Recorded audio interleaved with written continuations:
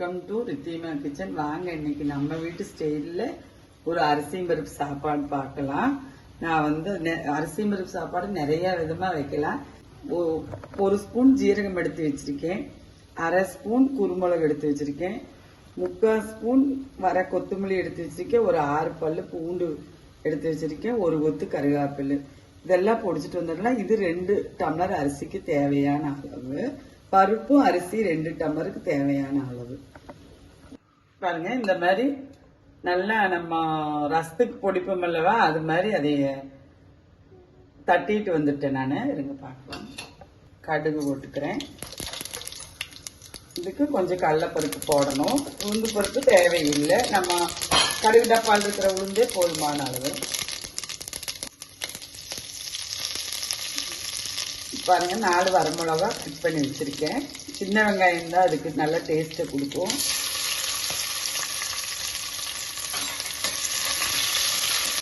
பாருங்க, நான் தட்டிட்டு வந்ததெல்லாம் இதில் போட்டு போகிறேன்.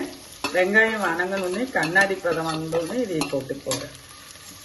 நல்லா ஃப்ளேவர் வருங்க. இந்த சாப்பாடுக்கு தேவையான அளவு ஒரு கப்பு. நல்லா மனம் வந்துருச்சு. இது கொங்கு நாட்டு பிரியாணி. பாருங்க, ஒரு தக்காளி இதில் போட்டு போகிறேன்.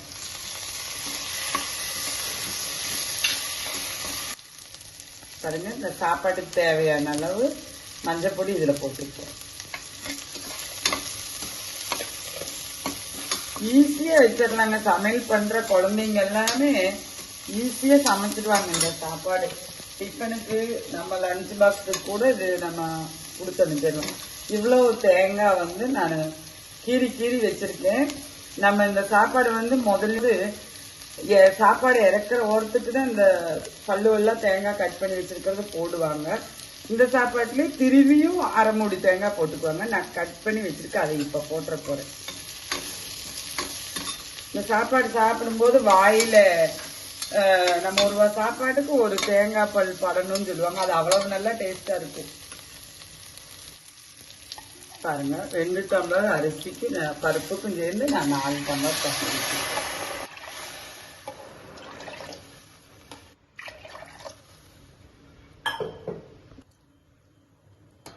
இந்த டைம் அப்பவே கையோட அரிசியும் போட்டுற போறேன். பாருங்க, அரிசி எல்லாம் போட்டாச்சு. நல்லா கலந்து விட்டுட்டேன். இந்த டைம் வந்து நான் இந்த சாப்பாட்டுக்கு தக்குன உப்பு போட்டுற போறேன்.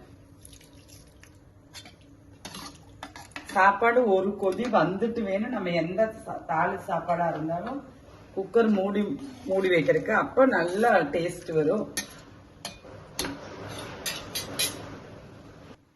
நான் ஆல்ரெடி 4 மிளகா கட் பண்ணி போட்டிருக்கேன். பச்சை மிளகா போடல. இதுக்கு வந்து நான் இவ்வளவு வர மிளகா பொடி இவ்வளவு நம்ம வீட்டில் பொடிச்சு வச்சிருக்கிற மிளகா பொடி இவ்வளவு போட்டு போறேன். சாம்பார் பொடி இன்னும் எதுவும் ஆட் பண்ண போறது இல்லை. இது ஒரு கொதி வந்தோடனே நம்ம மூடி போட்டு ஒரு விசில் அவங்கவுங்க குக்கருக்கு தகுந்த போல விசில் விட்டுக்குங்க. அரிசிக்கு குக்கருக்கு தகுந்த போல. நான் இதுல 3 விசில் விட போறேன். பாருங்க, நல்லா கொதிச்சிருச்சு. இந்த பதம் வந்துருச்சு.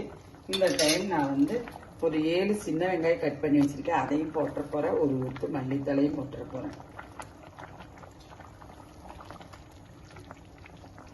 இந்த குக்கர் மூடி நம்ம விசில் விட்டுக்குவோம்.